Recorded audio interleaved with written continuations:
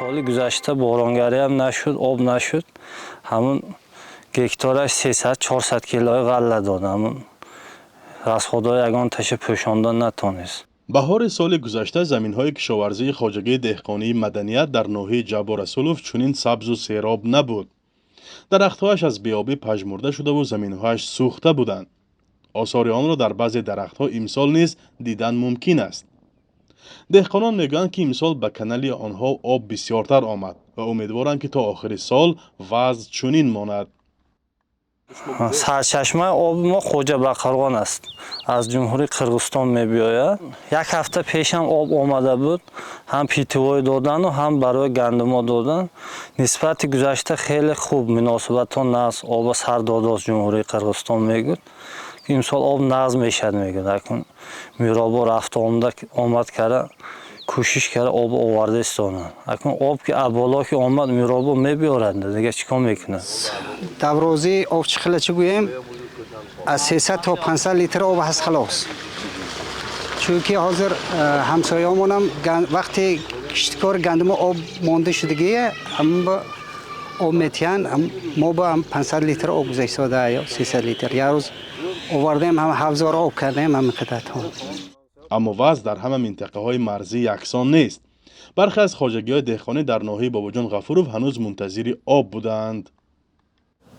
حاضر یگان چی چفتیم در اون سال وضع بین بود. حاضر اون امسال تا میشه آب نیست. نیست آب. چه کنیم؟ من پختی کاشته ماندگی آگفتن نکار آب نیست.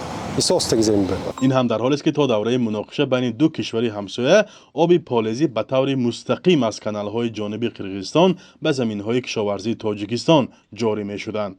اما تا حال کانال‌ها را سد بسته و تا به حال نکشادند. با این وجود دهقانان میگویند اگر از یک جهت سیلابی به مناسبت دو کشور وابسته باشد، از جهت دیگر به تغییریابی اقلیم بستگی دارد. خداوند دو ریسپوبلیک را صلح صلاحیت و خشکی باشد ما گرانیساندیم. این خلق گنده کرده نمیشه. چون که اینجا آب باشد استاشنک بالا زیاد باشد به تقسیم کرده میشد. خواجندم گیرد مایم گیرم نالبت خطی میشه. لیکن این آب کمانده هیچ کم گارانتی نمیتونه. این چون که از سردریا ما آب کشیده با نمیپرتاده پروژه شده بود. یک تا باباجان غفورov یک تا منی کانال ساتنی بالای ازبکستان برآورده این کانال پرافتن نشده کار وقتی به آب کم آبی همین جدا شدگی بود از جمهوریت و همین نکردیم حالی.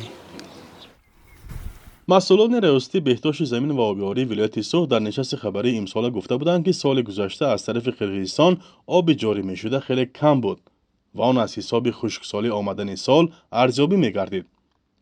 قریب 4000 گکتار زمین ناحیه باباجان غفورov و 4500 گکتار زمین ناحیه جبار رسولوف از سای خواجه باقرخان آبیاری کرده می شود. دهقانان میگویند وضع سال گذشته کار صدها خواجگیداران را کساد کرده بود. مجبوریم دهقان کنیم. دیگه چیکار کنیم؟ علاج نیست دیگه. یا رسیه میرید یا دهقان میکنید. نه که دهقان حاضر 70-80% آدم وای سال بانکرات شد. پختر شکستن. مکدان شکستن، پیازای شکستن. گندم بیدت سنتر خود نقص خودش نپوشون. بیچاره آدم زمین پرتافته برافسادی. تأمین آب در منطقه های نزدیک مرزی از دشواری های اساسی میان تاجیکستان و قرقیزستان نامبر می شود. تقسیم آب چند دفعه باعث به سر زدن مناقشه میان دو طرف شده است. اولی همین هفته ملاقات رجبای احمدزاده و عبدالکریم علیمبایف در شهر گلستان داوری شد. با اطلاع دریافتی آمادگی به آبیاری زمین‌های کشاورزی از موضوع اساسی صحبت رئیسان ولایت سوخت تاجیکستان و بادکند قرقیزستان بوده است. اما جزئیات آن دسترس نیست. دفتر مطبوعات حکومت سوخت روز 16 اپریل تنها همین را گفت که جانب‌ها مسئله‌ها را با همدیگر فهمی و رعایت عنعنه‌های نیک همسایه‌داری بررسی و حل نموده ایستادند. فرزان محمدی، رادیوی آزادی از ناحیه‌های مرزی ولایت سوخت.